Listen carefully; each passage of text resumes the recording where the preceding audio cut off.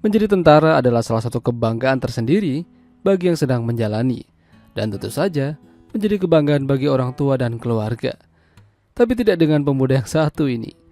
Dia kabur saat pelatihan dan sibuk usil dengan pacar kakaknya. Ya, film dengan judul Bungalow yang dirilis pada tahun 2002 yang lalu ini akan menceritakan kisahnya. Pemuda ini bernama Paul. Saat itu dia dan beberapa tentara lain sedang akan menuju barak dan habis menjalani pelatihan di tempat yang berbeda. Kendaraan yang mereka tumpangi kala itu mampir sebentar di salah satu restoran cepat saji untuk memberi kesempatan pada mereka yang ingin beli makanan atau minuman. Tapi berbeda dengan Paul, dia malah santai bersama orang lain sambil baca koran. Padahal teman-temannya sudah selesai beli dan bersiap kembali ke barak. Entah apa yang ada di pikirannya. Sepertinya dia memang sengaja ingin kabur dari mereka. Paul malah ikut tumpangan dari orang yang sedang bersamanya.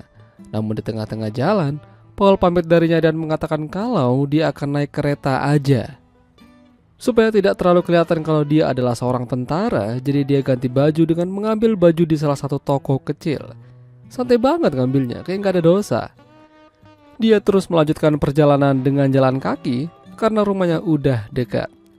Kala itu, dia melihat segerombolan Amor dengan motor Aerox-nya. Sepertinya dia adalah seorang wanita. Mungkin temannya atau bisa jadi pacarnya Paul. Sampai di rumah, Paul tidak menemukan orang. Dia mencoba masuk dari pintu samping dengan paksa, namun yang terjadi malah pecah. Untungnya tidak terlalu parah. Dia masuk ganti baju, lalu olahraga tangan.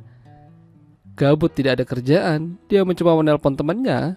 Namun sayang temannya sibuk dengan kegiatannya sendiri dan akan pergi ke Spanyol. Lalu tak lama Paul didatangi wanita pengendara Aerox tadi. Ya, sepertinya wanita itu adalah kekasihnya Paul yang sudah lama jadi anak motor selama ditinggal menjadi tentara. Namanya adalah Kirsten. Paul mengajaknya masuk ke rumah karena orang tuanya diketahui sedang liburan. Jadinya aman lah ya. Mungkin maksudnya Paul ingin begituan sama Kirsten. Namun ternyata kakaknya Paul ada di kota itu dan pulang ke rumah. Padahal katanya dia sedang berada di München. Kirsten kesal pada Paul karena sudah berbohong. Bilang gak ada orang di rumah tapi nyatanya ada. Kakaknya Paul yang bernama Max kala itu bersama kekasihnya yang bernama Lynn. Mampir sebentar karena mereka beberapa hari lagi akan pergi ke München. Mau tidak mau Paul harus terima. Sore itu, Paul dan Max akan pergi berbelanja. Tapi dia melihat Kirsten sedang bersama pria lain. Tentu saja Paul bertanya-tanya siapa dia. Jangan-jangan Kirsten sudah punya yang lain. Sampai di rumah Paul menemukan Lynn sedang rebahan di kamarnya. Dari sini Paul seperti gimana gitu pada Lynn.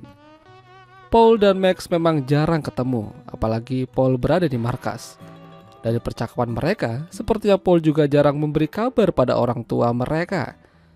Max meminta Paul untuk menelpon ayah dan ibu, tapi Paul seperti menunda-nunda. Lalu, beberapa saat kemudian Paul dapat telepon dari markas yang menanyakan keberadaannya. Dia beralasan kalau rombongan telah meninggalkannya di restoran itu. Jadi Paul diminta balik dan Max yang akan mengantarkannya. Ya, mulai dari sini, Max kesal ternyata Paul berbohong.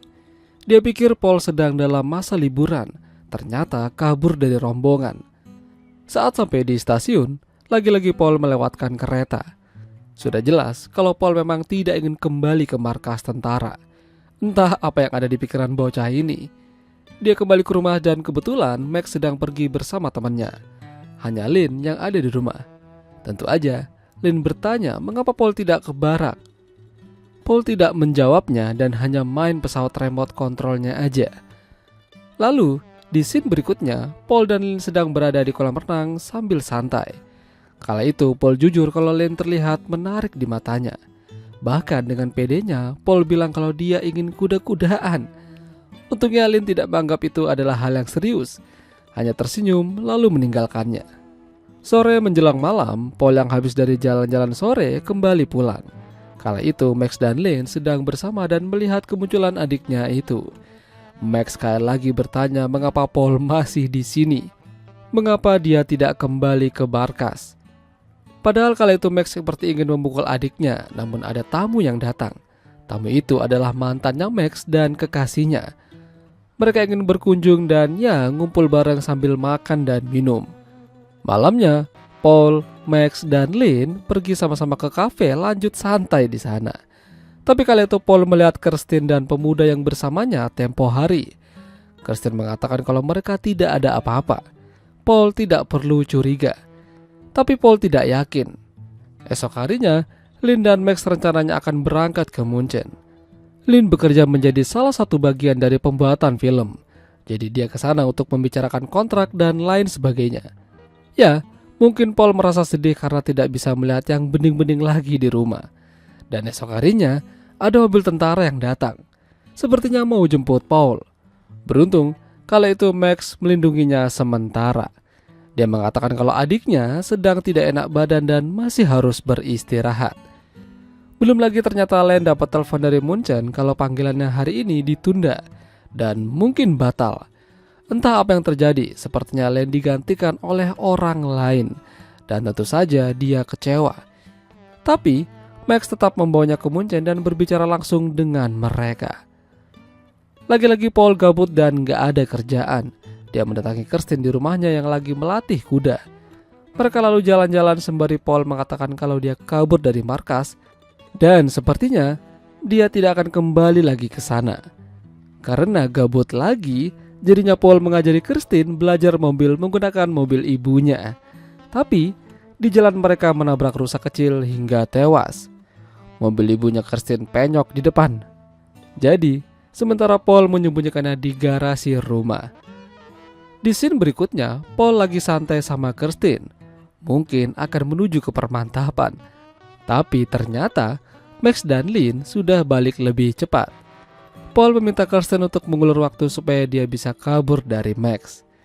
Lalu Kirsten menyusul Paul ke bukit belakang dan di sana mereka hampir aja begituan.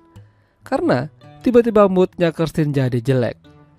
Paul yang kala itu ditinggal sendirian lantas harus pulang jalan kaki dengan baju yang kotor. Pulang-pulang, Paul berdebat dengan Max dan mereka terlibat saling tampar-menampar. Paul akhirnya kembali pergi dari rumah menggunakan mobilnya Kirsten. Terus pas Max pergi, dia diam-diam kembali ke rumah ganti baju sambil mencoba berbicara pada Lynn. Lynn tidak bisa membiarkan Paul keluyuran gak jelas begitu aja. Jadi akhirnya dia ikut supaya bisa memastikan dan bisa mengabari Max kemana mereka pergi. Mereka pergi ke sebuah penginapan kecil di perbatasan kota. Karena Paul tidak mau pulang, jadi Len check-in kamar di sana. Dan apa yang terjadi selanjutnya sungguh membagongkan. Pada akhirnya Lynn hanyut dengan suasana yang ada dan mereka melakukan permantapan. Akhirnya misi Paul sukses. Meskipun begitu, Lynn tetap mencintai Max. Jadi dia menghubunginya dan memberitahukan kalau mereka ada di sini. Max lalu menelpon orang tentara berencana ingin mengembalikan Paul ke markas. Tapi Paul ternyata lebih cerdik. Saat mereka masuk, Paul keluar lewat pintu yang lain. Dia menunggu di seberang jalan, lalu sebuah mobil tangki muncul dan Paul menghilang tanpa jejak. Mereka bertanya-tanya kemana perginya anak itu. Bahkan Lynn aja sampai terheran-heran. Itulah tadi alur cerita film Bungalow. Jika kalian suka dengan video ini, jangan lupa untuk tinggalkan like dan sampai jumpa.